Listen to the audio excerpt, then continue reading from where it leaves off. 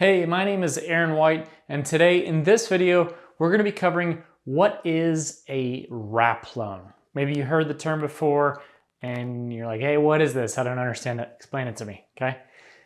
Very simple. We're gonna explain it in layman terms. What is in a wrap loan, why someone might do it, and then give you an actual numerical example how it's structured. Here we go.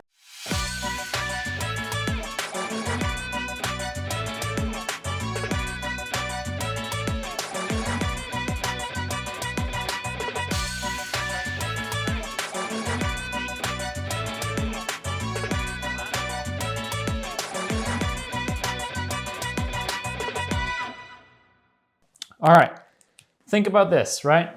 You, one day, bought a house, right? Let's just say you bought this house right here. Fancy, one door in the front, absolutely amazing. You went to a bank and you got a loan to buy that house, okay? And you borrowed money so that you could pay the seller of that home. Great, now you own that home. It's tied to you, it's fantastic, right? Normally, when you go to sell this, then you have another buyer that comes along, different time, they get money from the bank, right? And then they pay you so that you no longer own that house and they own that house, right? So now that house is theirs. Real simple, right? But who makes money in that transaction? The big guys that make money are the banks. They're charging the points, the fees, the interest rate, you name it, right? So they're making all that money, right? So a way to structure a deal is to take out this bank right here. So it's a little bit different of a transaction, right? So you think of it this way, okay? Again, you bought that house, you own that house. We're back to that same scenario, okay? Along comes another buyer and they're saying, hey, I want to buy this house. You negotiate, not getting anywhere. Maybe several other buyers came along, not getting anywhere, right? Your house is sitting on the market as a seller a little bit longer than you would like. You saw neighbors' houses go for similar values, not sure why yours isn't going for that value. One reason or another. It could be market dynamics, could be a lot of different things, right? So you're stuck on that number and you're looking for options to get you top dollar. Of course, everyone wants top dollar, right? But how can we make it a win for this new buyer here, right? So this is a way to structure a deal to make it that win. So using some more of a real number scenario, right? This house was purchased, I think an example here would be 190, right? That they bought it for. This was back in 2019, if I remember correctly. I'll have to go back and remember the date. But anyway, they bought it for 190. The remaining known balance on this house was 180K, okay, that they owed today. And they were wanting to sell that house for $280,000 because their neighbor's house had sold for $280,000. They were set on it. They wanted it. They felt entitled to this, right? They just weren't getting any traction. The market was just rejecting it. It was on the market for a good 85 to 90 days, I believe, when we reached back out to them again to kind of explain this to them, right? 280K doesn't make much sense because we as buyers were looking at this like, oh, well, we got to go get an 8 to 9% loan as an investor on this house. And when you have the interest rates on that loan add up, it doesn't add up, right? You can't make money on this house because the rents just were too low to cover the payment even, much less anything else on that. If we were to put 25% down, we would have had to probably put close to 75% down on that house to make it flow. It just doesn't work, right? So, okay, so that's not an option. We can't use a third-party bank in this scenario, right? So what do? We look at an option now where we buy that house. The purchase price is $280. However, there's one different thing. The way that this loan is secured, the remaining loan balance on this 180 on this house is through a lien, okay? There's a lien on that house holding that amount. And we're gonna buy that house accepting the lien that is, let's just say Wells Fargo Bank over here. Wells Fargo, right? We're gonna accept that lien and we're gonna start taking over the payments of that 180K, okay?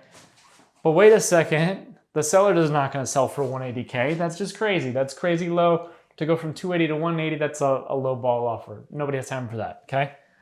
So what we do here is we structure what's called a wrap loan, okay? In a wrap loan, it sounds much like this, okay?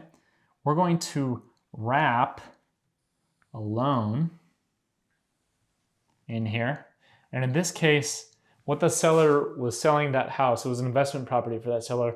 So the seller really wanted to buy a car for their daughter who was graduating high school at the time. They needed about $15,000 to do that. They just didn't have the cash on hand in the bank that they wanted to dispose of, so they sold this rental property to get that $15K. They didn't need all the money, they just needed some of the money, right? So in this scenario, we take the $15K out of that 280 right there. We take the 180 out of this. The $15K we're gonna bring cash to close, okay? But we're gonna have to get another loan here for $85K, all right? And instead of paying Wells Fargo that $85K, that $85K is actually gonna go to the seller, right? And it's broken down over a term, probably the similar term as that bank, just to make math simple. So you know when one loan's paid off, the other one's paid off, right? So now we have one loan here and we have one loan here. We buy that house, we have a great interest rate, which is why we're buying this. I think this one was like 2.75% if I'm not mistaken, right? So 2.75% interest rate makes this a good deal for us because now the payments for both of these, we were making still about, I wanna say like $422, I believe, per month on the rent, which is fantastic. So after the rent comes in, we make $422. That covers our vacancies, our repairs, the nasty tenants, you name it, right? All that fun stuff, right, of rental properties. So this is now a deal for us. The seller, is gonna get $15K cash at closing. And they are going to get this $85K over time. And if we ever sell that house, the remaining balance of this $85K will go all to that seller. And of course, Wells Fargo is going to get their money, right? So this is an easy way to structure a deal when you're trying to get top dollar in your market that gets you that top dollar. It doesn't get you everything all at once, but the nice thing is you as a seller will not only get the $85K, you will not only get the $15K, you're also going to make interest payments on that loan. So you end up getting actually more money in your pocket, and it could actually be very beneficial for you on taxes if it's spread out over time versus lump sum. You have to talk to your tax attorney to figure all that out and kind of see how it benefits you, right?